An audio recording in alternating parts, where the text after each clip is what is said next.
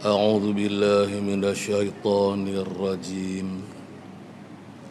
بسم الله سبحان الله والحمد لله ولا إله إلا الله والله أكبر ولا حول ولا قوة إلا بالله العلي العظيم العزيز العليم عدد كل حرف كتب ويكتب أبد الآبدين ودهر داهرين رب اشرح لي صدري ويسر لي أمري واحلل عقدة من لساني يفقه قولي آمين رب العالمين.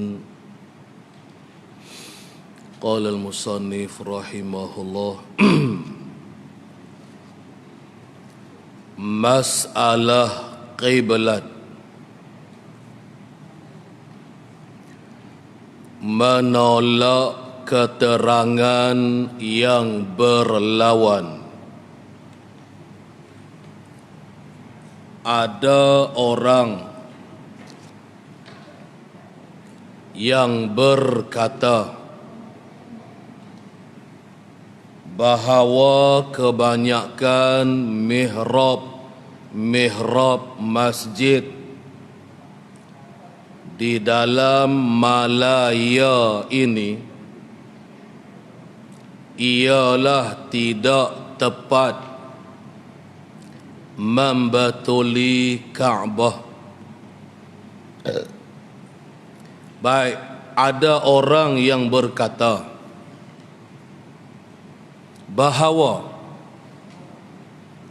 kebanyakan mihrab masjid, mihrab ni tempat tu imam berdiri ketika semayang tu, dipanggil mihrab. Dah macam masjid ni tak ada lah kan, dia mihrab kan dia ada satu bucu, dia khaskan untuk tempat imam berdiri kan, namanya mihrab. Lagu masjid kita ni biasa aja 4 segi gini ya, dia tak sediakan satu bucu, tempat khas untuk tempat imam masuk berdiri kan ketika semayang jadi imam. Jadi itu maksudnya mihrab tersebut. Jadi bahwasanya kebanyakan mihrab masjid di dalam Malaya ini, zaman tu Malaya lagi, tak ada Malaysia lagi. Kitab kita ni lama dia, tahun berapa hari tu kita mengaji? Tahun 50-an kan? Tahun 53. Tengok balik kita mengaji hari tu 53, tak ada apa lagi. Merdeka pun tak lagi. Merdeka lagi ya? Tak lagi, 57 merdeka kan. Lagu tu lah zaman tu Melaya lagi lah. Tapi orang alim ramai lah kan. Tak apalah. Jadi ramailah duk kata tahun 50-an ni Inggeris ke Jepun? Jepun 46. Inggeris no? Inggeris. Okey, tak apa. Ialah tidak tepat membatuli Kaabah. Ada orang duk kata lagu tu lah zaman tu. Zaman tu 50-an dulu ni. Kan duk kritik masjid-masjid. Kebanyakan mihrab masjid-masjid di Melaya ni tak tepat kiblat dia. Nak tepat lagu mana dulu ni, dengar cerita lah kan, tahun 50-an zaman penjajah Inggeris ni, hak bahagian pandai mengukok tengok teropong ni orang putih zaman tu kan. Jadi nak buat masjid ke, nak buat surau ke, depa ni lah main sukat, depa ni lah main ukok kan. Orang-orang putih hak kapiak lah, orang-orang barat dulu ni, orang-orang Inggeris kan. Jadi apa dia kata kira betul je lah. Orang kampung masa tu mana nak reti teropong apa nama pelik-pelik nama tu mengukok mana lagi nak tahu cara mengukok. Zaman tu kurang lagi pengetahuan kan berkenaan tentang alat-alat moden ni. Jadi depa ni lah. Maka sering kali berlaku kesalahan dalam masa orang kafir, orang putih ni duk mengukok tu. Ukok lah nak tentu mana kiblat. Salahnya pasal silap tang koordinat dia. Tang dia punya sudut darjah kiblat dengan setiap negeri, setiap kawasan. Dia setiap kawasan atau setiap negeri, dia tak sama sudut darjah dia dengan Kaabah. Kita di Kedah ni lain, kan? Pulau Pinang lain sudut darjah dia. 78 ke, 77 ke, dia tak sama, kan? 8 darjah ke, Jah Kompos 8 kalau Kedah luas. Semua pakai 8 darjah belaka, takkan semua negeri dalam Kedah tu ialah arah kiblat 7 darjah. Kan 8, dia mesti ada 8 atau 7 atau 6. Kan bergantung kepada negeri-negeri. Tang tu silap tang situlah kebiasaannya. Lalu arah kiblat memang tak betul lah. Kedudukan kiblatnya memang tak betul lah. Ini yang timbul kritikan. Mengatakan banyak masjid-masjid mihrabnya kan tidak betul lurus hadap ke Kaabah. Lari arah Kaabah dia. Baik, tak apalah. Oleh itu ni soalan orang yang mengkritik. Oleh itu tidak sah kita bersembahyang dengan semata-mata mengikut hala mihrab itu, tidak berijtihad lebih dahulu. Jadi apa hukumannya kalau kita semayang tidak betul arah kiblat kita? Jawabnya tak sah lah.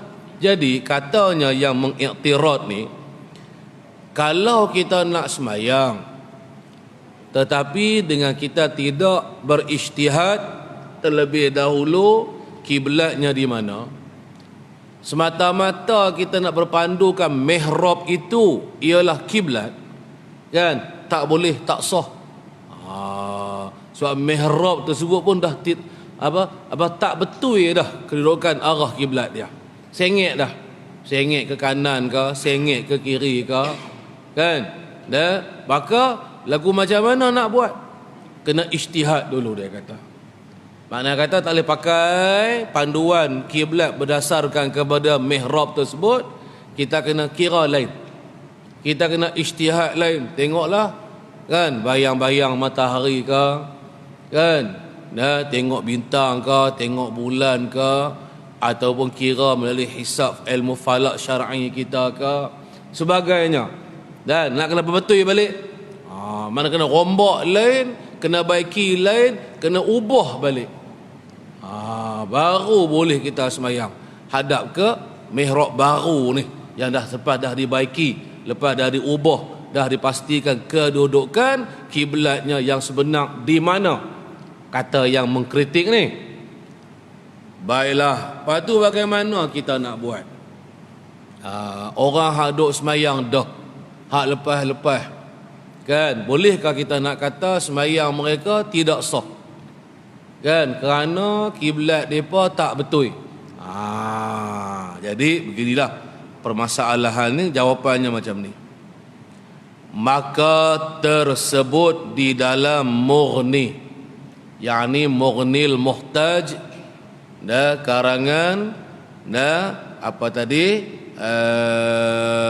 Shibra Malisi. Baik apa kata pengarang kitab Mughnil Muhtaj dalam juzuk awal, Syekh Khatib Shibra Malisi. Juzuk yang pertama, nombor muka surat dia 148. Dia ada 4 jilid kitab Mughni Muhtaj ni. Pergi belilah, kan, tak tahulah berapa harga kitab Arab lah. Baik, apa kata Syekh Syekh Khatib kita? Dan tiada harus, ini kata-kata ulama kita lah. Dan tidak harus, tidak boleh oleh ijtihad kita nak karau balik, kita nak rombak, kan? Lepas tu kita nak ijtihad semula. Pada segala mihrab orang Islam, pada semua mihrab, ingatlah mihrab tempat yang dibuat betul, tempat berdiri, tempat imam semayang tu, kan? Ada panggil namanya mihrab. Dia nak ubah, nak katak mihrab tu, nak renjak balik, kan? Nak paling kok ni ke, hukumannya tak boleh dah. Tidak harus. Begitu juga dan mihrab, begitulah juga dan tiada harus oleh nak berijtihad pada segala mihrab, kebanyakan tempat yang dilalui oleh mereka itu orang Islam. Yang mana masjid yang mempunyai mihrab tadi, kan, ialah masjid yang orang duk lalu lalang.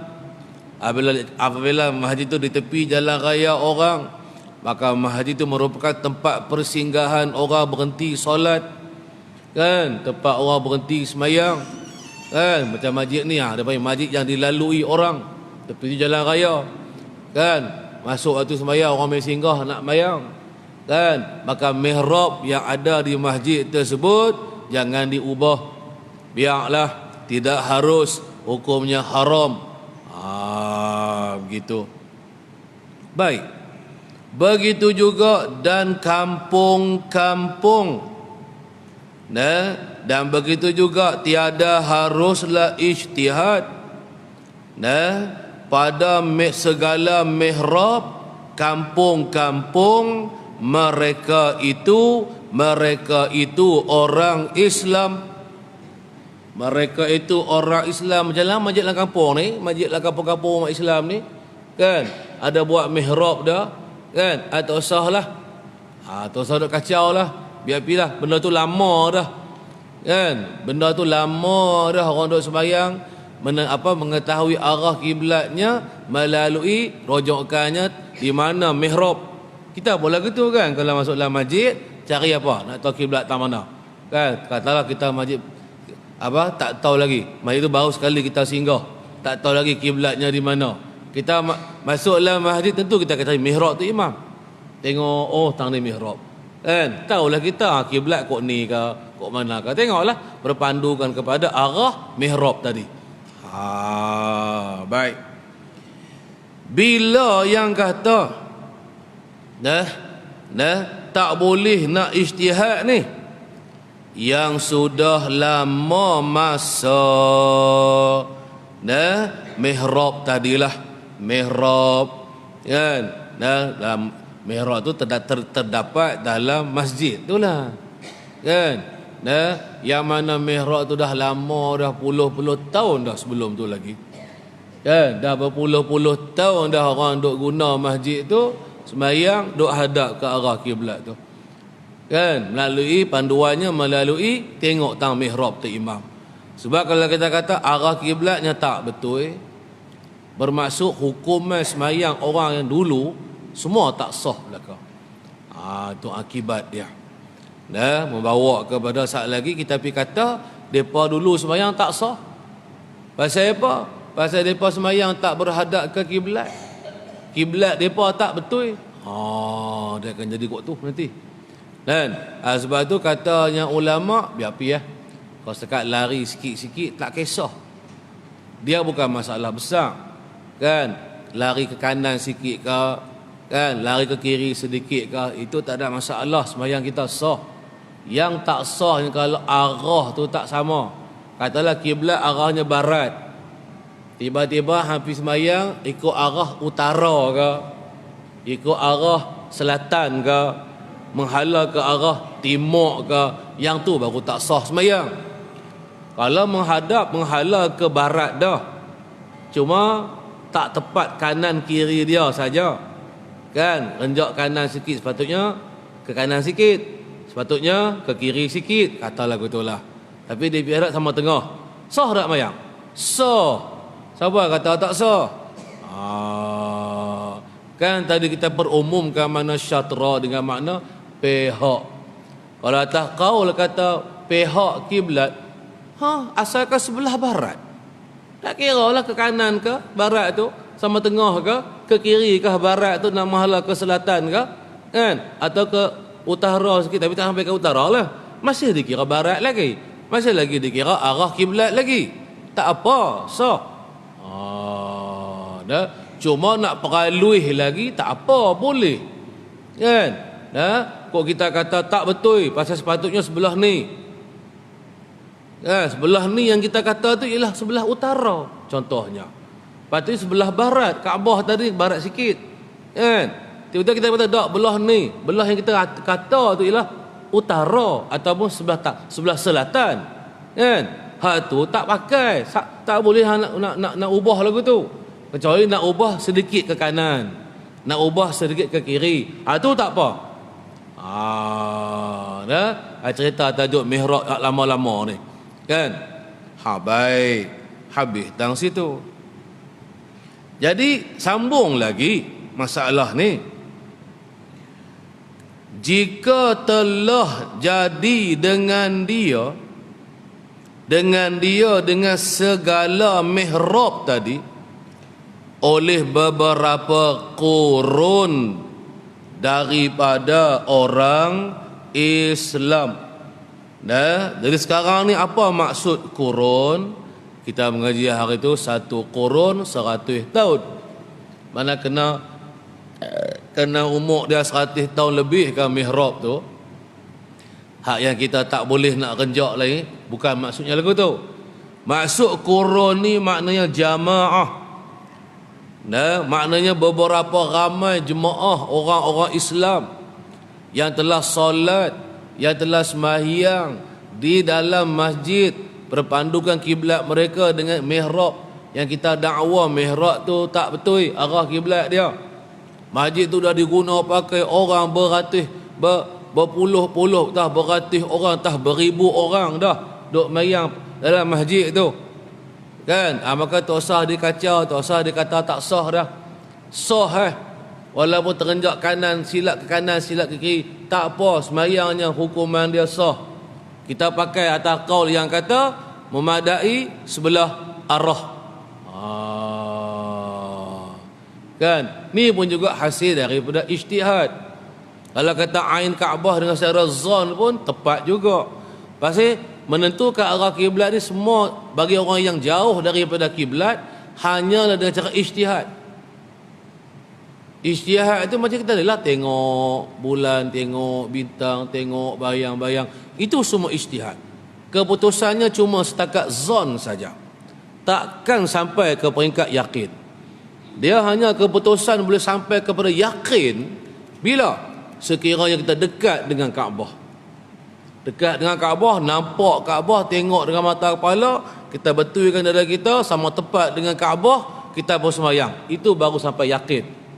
Lain daripada cara tu, keputusannya ataupun jawapan dia cuma zon sahaja.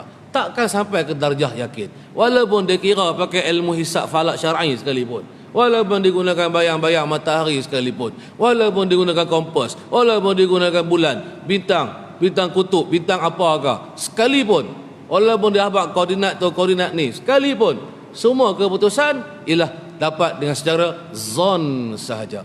Zon betul, bukan yakin tepat dah, zon saja tepat kiblatnya. Gitu. Sebab tu sah. Tak ada kata nak batal ke, nak pergi kata, oi depa nu semayang tak sah nu. Kan? Jangan sampai lagu tu. Kan? Kecuali lari macam mana? Kiblat kita sebelah barat kan? Depa tala sebelah utara tu. Yang tu baru tak sah. Nampak tak? Atau depa tala ke sebelah selatan tu. Itu lari sungguh, arah pun tak. Barat ke selatan arah yang berlawanan. Kan? Arah yang tak sama. Kalau lagu tu baru tak sah sembahyang. Faham tak? Baik. Lepas tu lagi kata al-musannifnya, dan jika kecil, dan jikalau kecil lah oleh tadi ni, oleh mihrab tadi, dan jikalau kecil lah oleh mihrab ataupun sudah runtuhlah sekalipun, walaupun mihrab tu runtuh, dia mihrab ni kalau runtuh, mana kata sekali dengan masjid lah runtuh. Kan? Masjid lama dah tua dah kan, dia runtuh. Ataupun masjid tu kecil, maka mihrab dia pun kecil. Kan? Sekali pun, tak usah ada kacau lah orang tua-tua zaman itu buat elok dah. Kan? Nah, orang zaman itu pun kita kira, kan? Takkan mereka buat masjid, buat surau, takkan tak panggil orang yang pakar dalam bahagian kiblat, kan, untuk menentukan kiblat masjid ataupun surau yang mereka nak bina. Tentu dia panggil orang yang alim juga. Dalam hari itu pandai-pandai pun ramai, kan. Jadi kita pandang ingat tang situ je. Ialah kita kata orang kita zaman lah pandai pun lebih banyak yang banyaklah kepandaian orang sekarang ni. Kan, alat-alat moden untuk mengetahui tentang kiblat pun lebih berbanding dengan zaman dulu. Kan, tapi kita cerita tentang sah atau tidak. Sembahyang mereka yang sebelum kita lah ni, jawapan dia sah. Kan, mungkin kita kata oleh sebab dulu alat-alatnya sedikit. Kan, tak ada lah moden mana, canggih mana berbanding dengan zaman kita lah. Kan, selalunya keputusannya kalau lari pun hak lepas-lepas lah masjid-masjid lama-lama dia cek balik kan. Lari pun tak banyak darjah dia. Lari ke kanan, lari ke kiri je. Tak sampai lari kepada bercanggah arah. Daripada barat canggah pergi tala ke utara ke atau pergi tala ke selatan ke, tak ada jadi lagu tu lagi. Tak jumpa lagi. Kalau jumpa pun lari arah ke kanan ke kiri ke. Tu tak apa. Masih lagi arah Kaabah lagi. Gitu. Dan mana kata sah. Dan kau usah hatilah. Walaupun selepas itu kita kira balik, kita faham, yang lebih tepatnya renjak sikit ke kanan, renjak sikit ke kiri, atau renjak lagi ke kanan. Pas sebelum ni kita sembahyang hadap betul itu, sah sembahyang kita bolehlah nak istiak ke kanan ke kiri. Ataupun nak istiak nak ubah dari barat nak pergi tala ke utara, tu tak boleh lagu tu. Ni maksud yang kita dah belajar ni. Gitu. Sekira-kira lah hak lagu mana yang musannif kata tiada harus ijtihad pada segala mihrab tadi, sekira-kira sejahtera yakni selamat daripada pecatan ni maknanya i'tirad, kritikan ataupun bantahan orang, kecuali ada timbul bantahan. Kecuali adalah orang yang nak bantah ni orang yang reti lah maksud dia. Kan, orang ni dia reti tentang cara-cara arah nak mengetahui kiblat ni. Kan, lalu dia mengkritik, dia mempertikaikan arah kiblat masjid tersebut. Kan, berserta dengan ilmu lah. Yang tirak saja tak jadi. Kan, maka dia kata dan dia bantah lagu mana? Ke kanan atau ke kiri saat ni. Tu maksud dia Patutnya dia kata kena renjak lagi sekaki ke kanan, atau dua kaki lagi ke kanan, atau renjak sekaki ke, ikutlah setengah inci ke, kaki ke kiri ke, dua kaki ke kanan ke kiri lagi ke. Hak tu tak apa, kita boleh renjak. Boleh untuk mengetahui yang lebih tepat. Kan? Tapi semata-mata kita nak kata sembahyang depa yang dahulu tak sah, itu salah. Itu tak betul. Sembahyang mereka terdahulu pun sah. Sebab mencari arah kiblat ni hukuman dia fardu. Kan? Kalau yang jauh daripada Kaabah setakat ijtihad saja. Ijtihad belum tentu 100% lagi betul. Tapi secara ijtihad pun kalau tersilap pun dimaafkan. Tapi jangan sampai lari kepada arah. Misalnya yang mengiktiraf dia kata kok ni, pada kok ni yang dia kata tu ialah utara. Hak yang dia nak ubah mihrab tu duk hadap dah ke barat. Maka yang ketika tu bantahan tersebut tak dipeduli dah. Kan? Yang hang nak suruh pergi perenjak pun nak bertukar arah kiblat daripada arah barat nak pergi tukar ke sebelah selatan tu, ke sebelah utara ke, ataupun patah balik ke sebelah timur ke. Yang tu memang tak dilayan lah. Yang tu memang tak boleh hang nak renjak. Memang hang tak boleh ubah mihrab tersebut. Kecuali untuk ke kiri atau ke kanan, ia dibolehkan. Lagu tu. Cerita tajuk kiblat lah. Kan sebab tu kita yang semayang dalam rumah tu bagi betul sungguh-sungguh kiblat tu. Jangan duk main agak-agaknya. Kan? Kalau boleh tak reti apa satu pun pergi belilah kompos setidak-tidaknya. Kompos tu tidak tepat 100% kompos arah kiblat tu. Kan? Tapi lari dia dengan yang asal dengan yang tepat tak jauh. Lari sikit-sikit je. Tak jauh. Kan? Habis-habis tak reti orang kita zaman lah. Pergi baiki balik, pergi betul balik kiblat rumah kita tu. Takutnya selagi tak betul. Kalau tak betul lari sikit kanan kiri tak apa. Takut patutnya ke barat hadap kitanya. Apa selama dia mai hadap ke utara tu. Kan? Haru lagu tu. Kan? Memang tak sah sungguh sembahyang kita. Selagi nak kena qada balik. Tak betul sebab hadap ke kiblat ni syarat bagi sah sembahyang. Makna kalau tak berhadap ke kiblat, maknanya tak sah sembahyang kita. Pastikan betul-betul. Tengok betul-betul. Kan? Kalau kita nak lebih panjang lagi, belajar tentang ilmu berkenaan dengan kiblat ni. Dia susah. Kan? Susah, buat cara senang. Kan? Hak mudah lagu mana? Hak lah ni untuk kita. Kan? Alamak tak dapat tepat 100%, 99.9% itu tepat dah. Kalau kata dengan kompos ni, lagu tu lah. Kan? Ataupun paling lekeh sekali, kita taklid qaul yang kata hadap ke arah kiblat sebelah barat terus. Pun jadi dah juga. Kan? Jangan duk main agak-agak. Kok ni kot kiblat, kok ni kot tak mau agak-agak tak jadi. Tak boleh buat lagu tu. Ni sembahyang fardu nak bagi sah ni. Selagi tak sah sembahyang kita haru lagi. Baik. Lepas tu kata musannifnya, kerana kenapa yang tiada harus ijtihad pada segala mihrab orang Islam tadi, nak kacau, nak ubah, nak ganggu arah dia tak boleh. Sebab kerana yang zahirnya bahawasa mihrab itu, mihrab lah kan, duduk dalam masjid tadi ni, ialah tidak didirikan akan mihrab tersebut melainkan dengan kehadiran perhimpunan daripada ahli ma'rifah, orang-orang yang berilmu yang mengetahui segala dalil kiblat. Sebabnya kita kira macam ni lah, walaupun masjid itu berusia ratusan tahun, tapi yang zahirnya setiap kali nak bina masjid tentu dengan ada orang alim dulu.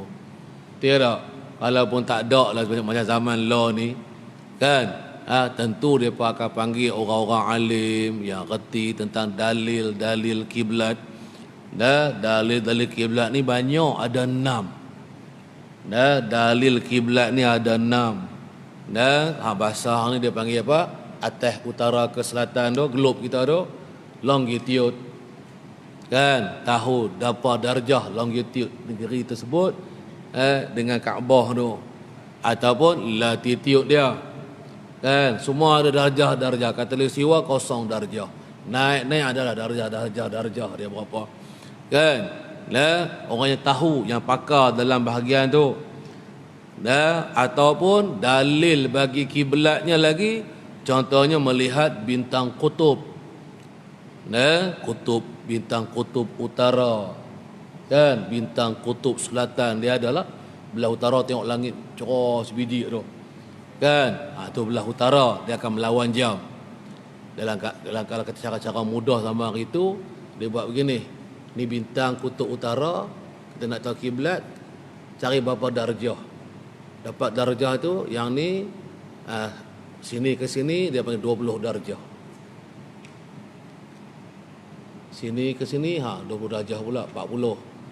Sini 60. Kan? Lepas tu berapa darjah? 8 ke? 8 darjah lagi ke? Tambahlah 8 darjah lagi. Ni 8 darjah. Kan? Tengoklah dengan mata tu malam hari lah. Kan? Lepas tu ke dapatlah tak mana Kaabahnya, tak mana kiblatnya. Kan? Dia melawan jam ke kiri. Kalau ikut, kalau berpandu dengan bintang kutub, tak kira lah kutub utara atau kutub selatan, semua melalui ke kiri. Nampak dah? Tapi kalau kita nak berpandu dengan bintang, dengan kutub selatan, jauh pula. Masa nak kena pusing melawan jam kan, sampai ke kutub utara. Lepas tu baru nak cari kiblat tak mana. Dia ada darjah dia pula lah kan. Berapa darjah dengan negeri tersebut. Dia ada kira-kira dia. Kan? Tak adalah payah sangat kalau lagu tu pun. Kan? Jadi, itu contoh dalil kiblat. Atau tengok bintang-bintang di langit. Kan ada bintang satu nerai bintang tu yang mengarah menunjuk ke kiblat tu. Kan kalau bintang malam cerah kan, langit cerah tu. Kan? Itu bintang. Ada cara petua, bukan petua, dalil kita mengetahui kiblatnya di situ. Berdepan dengan matahari, naik mana, turunnya ke mana. Begitu dengan timbulnya bulan. Turun tak mana bulan, naik di mana bulan. Kan? Dah arah angin bertiup ni pun juga antara dalil kita boleh tahu kiblat tu ke sebelah mana.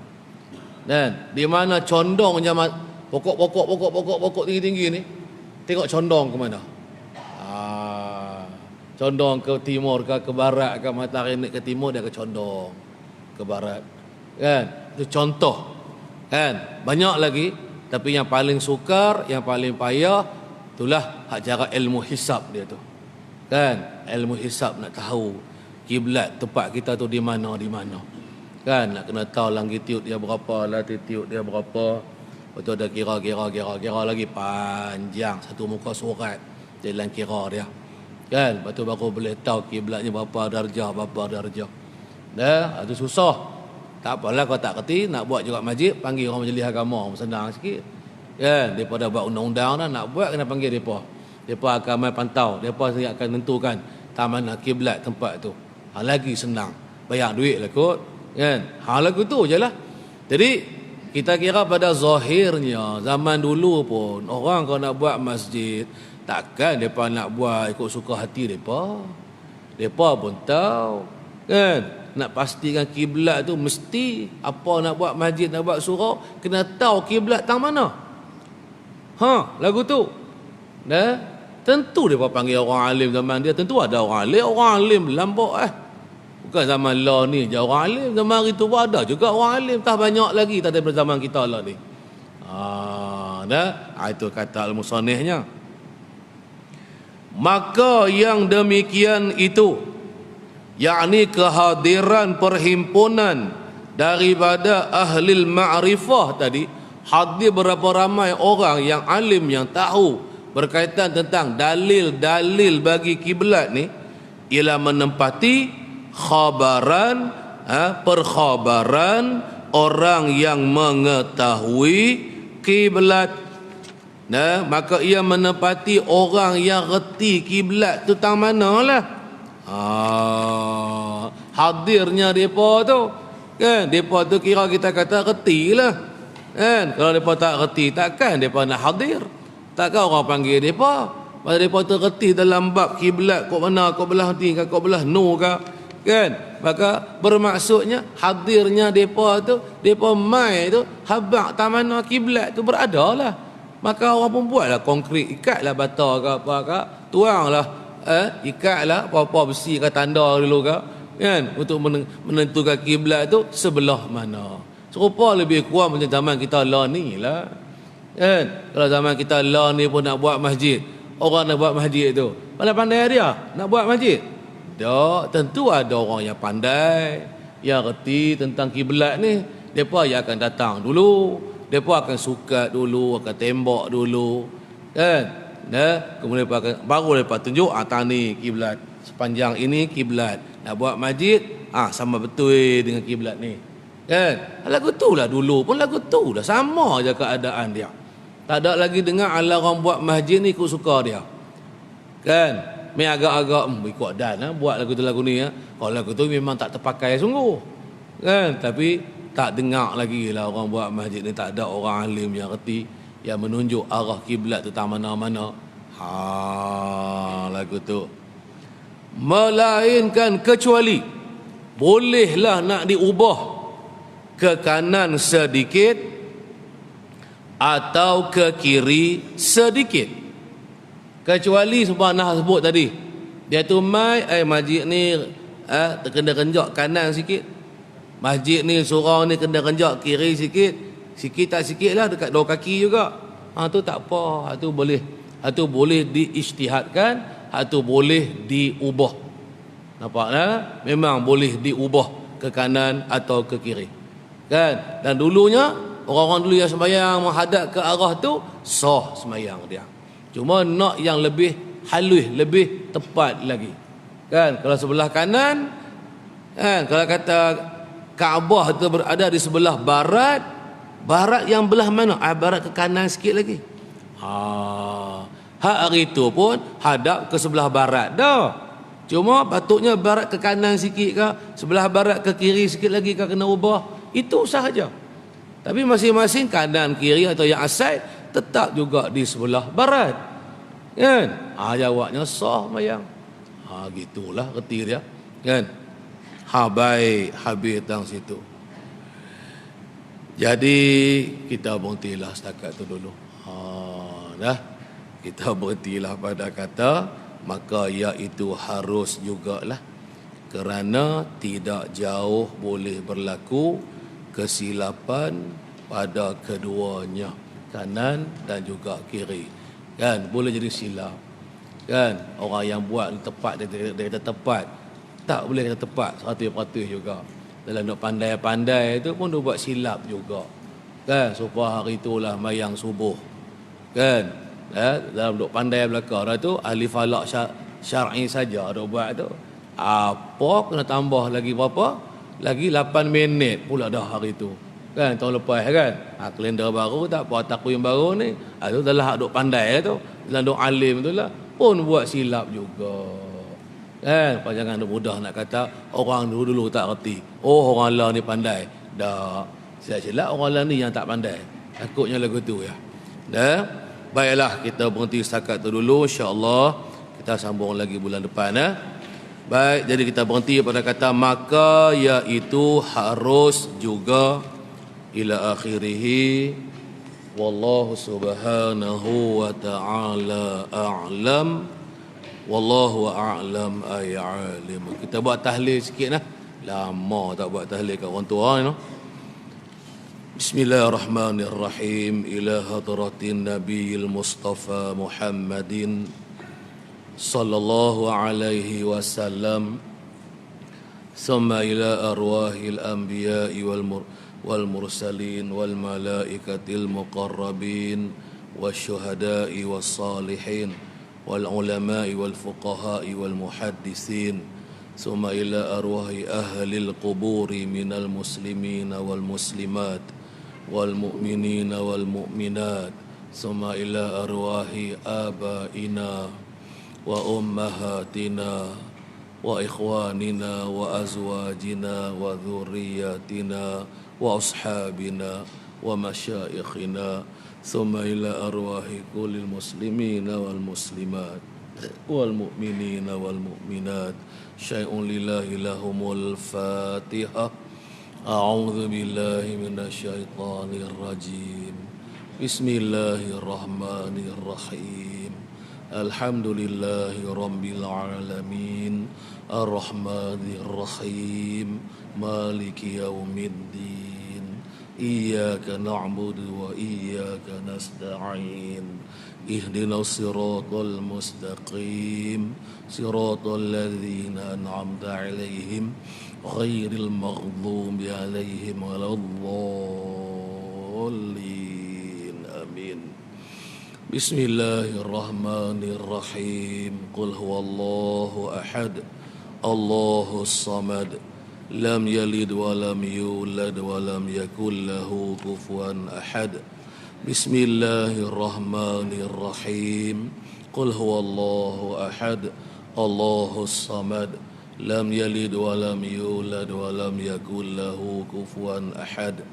بسم الله الرحمن الرحيم. قل هو الله أحد الله الصمد لم يلد ولم يولد ولم يكن له كفوا أحد. لا إله إلا الله والله أكبر. بسم الله الرحمن الرحيم. قل أعوذ برب الفلق من شر ما خلق ومن شر غاسق إذا وقب ومن شر النفاثات في العقد ومن شر حاسد إذا حسد لا إله إلا الله والله أكبر بسم الله الرحمن الرحيم قل أعوذ برب الناس مالك الناس إله الناس من شر الوسواس الخناس الذي يوسوس في صدور الناس من الجنة والناس لا إله إلا الله والله أكبر بسم الله الرحمن الرحيم الحمد لله رب العالمين الرحمن الرحيم مالك يوم الدين إياك نعبد وإياك نستعين اهدنا الصراط المستقيم صراط الذين أنعمت عليهم غير المغضوب عليهم ولا الضالين بسم الله الرحمن الرحيم ألف لام ميم ذلك الكتاب لا ريب فيه هدى للمتقين الذين يؤمنون بالغيب ويقيمون الصلاة ومما رزقناهم ينفقون والذين يؤمنون بما أنزل إليك وما أنزل من قبلك وبالآخرة هم يوقنون أولئك على هدى من ربهم وأولئك هم المفلحون وإلهكم إله واحد لا إله إلا هو الرحمن الرحيم الله لا إله إلا هو الحي القيوم لا تأخذه سنة ولا نوم له ما في السماوات وما في الأرض من ذا الذي يشفع عنده إلا بإذنه يعلم ما بين أيديهم وما خلفهم ولا يحيطون بشيء من علمه إلا بما شاء وسع كرسيه السماوات والأرض ولا يؤوده حفظهما وهو العلي العظيم لله ما في السماوات وما في الأرض وإن تبدوا ما في أنفسكم أو تخفوه يحاسبكم به الله فيغفر لمن يشاء ويعذب من يشاء والله على كل شيء قدير آمن الرسول بما أنزل إليك وما أنزل من قبلك وبالآخر من ربه والمؤمنون كل آمن بالله وملائكته وكتبه ورسله لا نفرق بين أحد من رسله وقالوا سمعنا وأطعنا غفرانك ربنا وإليك المصير لا يكلف الله نفسا إلا وسعها لها ما كسبت وعليها ما اكتسبت ربنا لا تؤاخذنا إن نسينا أو أخطأنا ربنا ولا تحمل علينا إصرا كما حملته على الذين من قبلنا ربنا ولا تحملنا ما لا طاقة لنا به واعف عنا واغفر لنا وارحمنا واعف عنا واغفر لنا وارحمنا واعف عنا واغفر لنا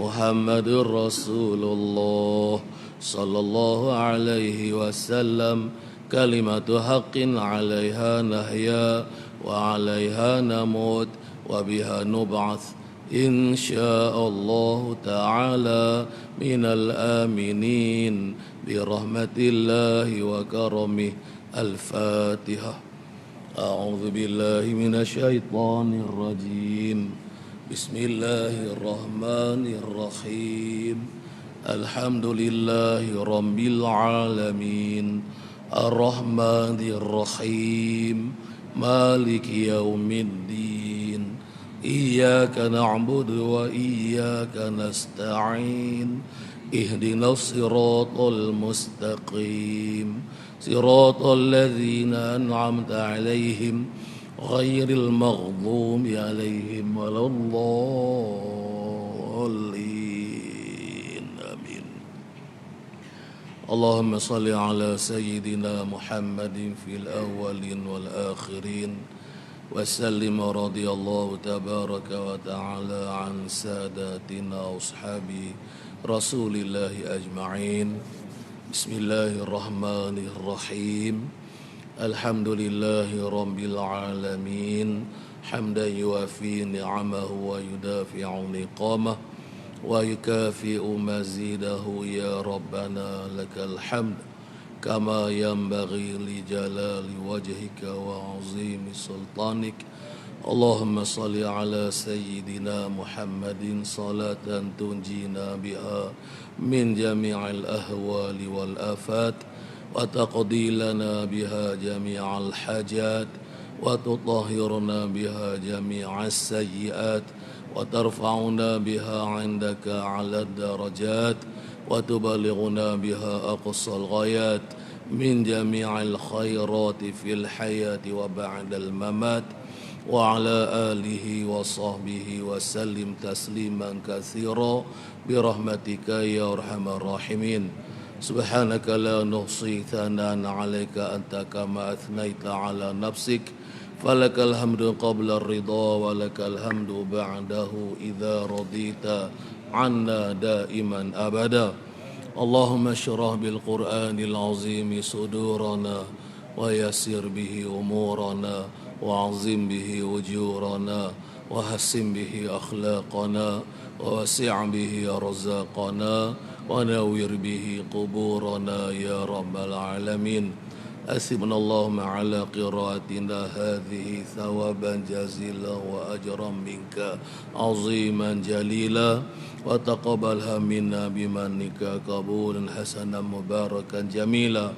اللهم اجعل ثواب ما قرأنا وبركة ما تلونا وصلينا على نبيك محمد صلى الله عليه وسلم وما هللناه وكبرناه هدية ورحمة منك نازلة نقدمها ونهديها إلى حضرة النبي مصطفى محمد صلى الله عليه وسلم زيادة في شرفه العظام ثم إلى أرواح آبائه وأمهاته وإخوانه من النبيين والمرسلين والملائكة المقربين والكروبيين وإلى ساداتنا أبي بكر وعمر وعثمان وعلي ثم إلى بقية الصحابة والقرابة والتابعين وتابعهم بإحسان إلى يوم الدين ثم إلى أرواح الأربعة الأئمة المجتهدين لا سيما إمامنا الشافعي ومقلدين في الدين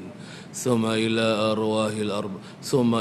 أرواح أولياء الله الصالحين في مشارق الأرض ومغاربها أينما كانوا وكانوا في علمك يا رب العالمين ثم إلى أرواح أهل المعلات والشبيكة والبقيع وأموات المسلمين من أمة محمد أجمعين واجعل اللهم ثواب مثل ثواب ذلك مع مزيد برك وإحسانك جاريا بالامتنان بالقبول والامتنان والخيرات الحسان في صحائف من اجتمعنا هنا بسببهم وتلي القرآن العظيم من أجلهم فإنك أنت أعلم بهم وباسمهم وغني عذابهم يا أكرم الأكرمين يا أجود الأجودين يا أسرع الحاسبين يا أرحم الراحمين أوصل اللهم ثواب ذلك إليهم واجعلهم نورا بين يديهم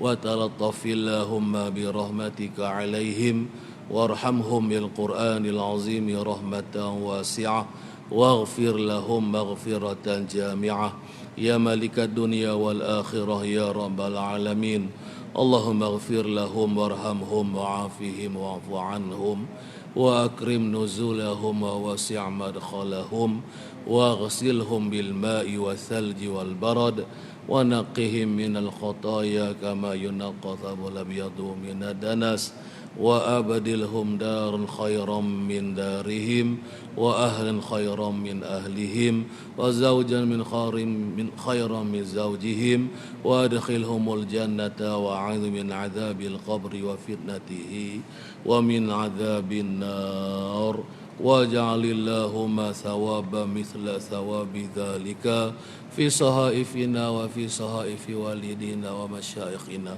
ومن حضرنا ومن غاب عنا ولأحيائنا ولأمواتنا ولكل المسلمين من أمة محمد أجمعين اللهم اسنا عاقبتنا في الأمور كلها وأجرنا من خزي الدنيا وعذاب الآخرة يا رب العالمين ربنا آتنا في الدنيا حسنة وفي الآخرة حسنة وقنا عذاب النار وأفضل الصلاة وأتم التسليم على سيدنا محمد وعلى آله وصحبه أجمعين سبحان ربك رب العزة عما يصفون وسلام على المرسلين والحمد لله رب العالمين الفاتحة أعوذ بالله من الشيطان الرجيم بسم الله الرحمن الرحيم الحمد لله رب العالمين الرحمن الرحيم مالك يوم الدين إياك نعبد وإياك نستعين اهدنا الصراط المستقيم صراط الذين أنعمت عليهم غير المغضوب عليهم ولا الضالين